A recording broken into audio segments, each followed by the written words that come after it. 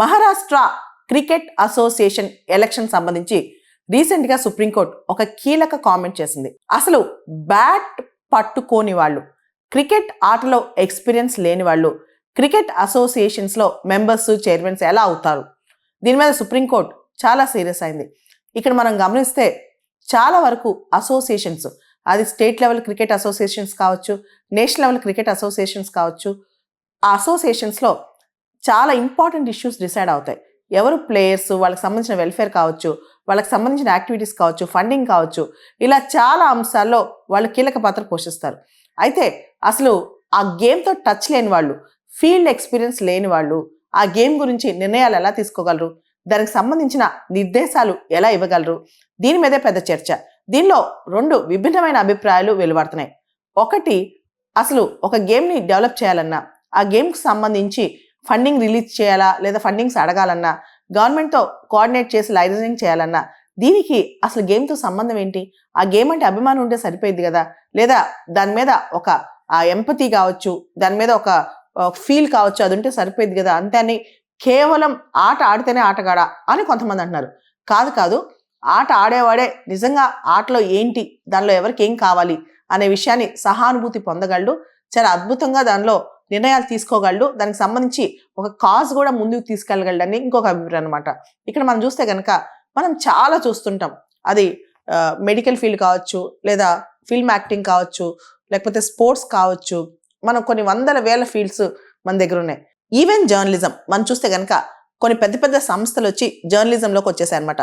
వాళ్ళు కూడా media channels, TV channels, లేకపోతే ఈ electronic media, print media own చేస్తున్నారు. అలానే ఈవెన్ పెద్ద పెద్ద బిజినెస్ గ్రూప్స్ వచ్చి హాస్పిటల్స్ ఓన్ చేసుకుంటున్నాయి. అలానే ఇప్పుడు మనం చూస్తే కనుక ఎంటర్టైన్మెంట్ ఇండస్ట్రీ కూడా అందరి చేతిలోకి వెళ్ళిపోయింది. కేవలం ఆ నటనలో కౌశల్యం ఉన్న వాళ్ళకి మాత్రమే కాదు, అది లేని వాళ్ళు కూడా ఇప్పుడు ఫిల్మ్స్ తీసేస్తున్నారు. ఇవన్నీ జరుగుతున్నాయి. అలాంటప్పుడు క్రికెట్లో కూడా ఈవెన్ దానిలో ఎక్స్పీరియన్స్, ఫీల్డ్ ఎక్స్పీరియన్స్ లేకపోయినా, ఒక్కసారి బ్యాట్ పట్టుకోకపోయినా, క్రికెట్ అంటే మక్కువ ఉంటే చాలు కదా క్రికెట్ అంశాల్లో సరైన నిర్ణయాలు తీసుకోవడానికి ఒక అభిప్రాయం. రెండో అభిప్రాయం ఏంటంటే, అంటే నా పర్సనల్ ఒపీనియన్ ఏంటంటే, ఇప్పుడు ఒక ఫీల్డ్లో మనకి ఎప్పుడైతే మన పూర్తి స్థాయి ఎక్స్పీరియన్స్ ఉందో, ఒక ఫీల్డ్లో మనకి ప్రతి అంశం మీద క్షుణ్ణంగా అవగాహన ఉందో, ఆ ఫీల్డ్లో ఎంటర్ అవుతే నిజంగా ఇంకా వనదేవచ్చు అనమాట. కాబట్టి ఫస్ట్ ప్రయారిటీ అనేది ఏ అసోసియేషన్స్లో అయినా ఆ ఫీల్డ్ ఎక్స్పీరియన్స్ ఉన్న వాళ్ళకి ఇస్తే, సెకండ్ ప్రయారిటీ అంటే కొంతమందిని ఆ ఫీల్డ్ ఎక్స్పీరియన్స్ లేకపోయినా ఆ ఫీల్డ్లో ఉన్న అభిమానం కొద్ది కూడా ఇవ్వచ్చు. మనం చూస్తే దేశంలో చాలా కమిషన్స్ ఉంటాయి. ఇన్ఫర్మేషన్ కమిషన్ కావచ్చు, హ్యూమన్ రైట్స్ కమిషన్ కావచ్చు, ఉమెన్ కమిషన్ కావచ్చు. చాలా మంది దానిలో మెంబర్స్ కానీ, లేకపోతే దానిలో అసోసియేట్ అయిన వాళ్ళు కానీ, వాళ్ళందరూ డైరెక్ట్గా యాక్టివిస్టులు కాదు, కానీ వచ్చి కూడా కొన్ని మంచి పనులే చేస్తుంటారనమాట. మనం చూస్తే క్రికెట్కి సంబంధించి జగ్మోహన్ దాల్మియా, ఆయనకి ప్లేయర్ కాదు, క్రికెట్తో పెద్ద సంబంధం లేదు, కానీ చాలా రిఫార్మ్స్ తీసుకొచ్చారు. అలాంటి వాళ్ళు కూడా ఉంటారు. అంటే ఇరువైపులా బెస్ట్ ఆర్గ్యుమెంట్స్.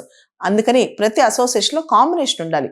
కొంతమంది ప్లేయర్స్ ఉండాలి, కొంతమంది నాన్ ప్లేయర్స్ అయినా ఆ విషయంలో ఎక్స్పీరియన్స్ ఉండి, ఎంతూజియాజం లేదా ఆ విషయం పైన ఇంట్రెస్ట్ ఉన్న వాళ్ళు ఉండాలన్నమాట. అలానే క్రికెట్ అసోసియేషన్స్లో కూడా ఆ క్రికెట్ ఆడిన వాళ్ళు ఉండాలి, లేదా క్రికెట్ ఎక్స్పీరియన్స్ ఉన్న వాళ్ళు ఉండాలి. ఇంకొంతమంది బెటర్గా మనం చూస్తే, ఇప్పుడు ఉదాహరణకి ప్రకాష్ పడుకునే ఉన్నారు, ఆయన బ్యాడ్మింటన్లో చాలా ఫేమస్, ఆయన ఒక మొత్తం కోచ్ అయ్యారనమాట.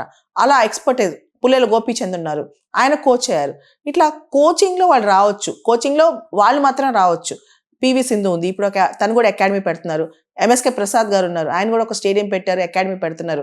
వీళ్ళందరూ వస్తున్నారు. కానీ అసోసియేషన్స్లో ప్లేయర్స్ రావచ్చు, దాంతోపాటు ఆ ప్లే అంటే, ఆ గేమ్ అంటే ఇష్టం ఉన్న వాళ్ళు కూడా రావచ్చు. దాన్ని ఎవరు ఆపగలరు? అయితే పూర్తి స్థాయిలో దీని మీద మాత్రం భారతదేశంలో సుప్రీంకోర్టు కామెంట్స్ తర్వాత, అంటే బ్యాట్ పట్టుకొని వాడే అసోసియేషన్స్లో కానీ, ఇలాంటి పెద్ద పెద్ద లీగ్స్లో కానీ ఎలా సభ్యుడు అవుతున్నారు అనే దాని మీద మాత్రం చర్చ స్టార్ట్ అయిపోయింది.